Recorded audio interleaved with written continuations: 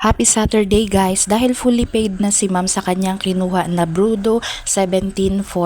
Ito po siya guys, yung malaking klase ng Brudo na speaker. So release na po ito ngayong araw, and ito po yung mga inclusion tulad ng USB.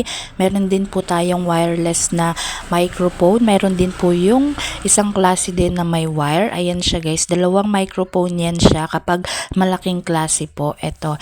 So natapos na ni ma'am for only 550 weekly kasi ang hulugan niya guys, and nag-o-offer na rin kami guys ng per day na hulugan. So ayan, kompleto niya na, kaya i-release na po natin.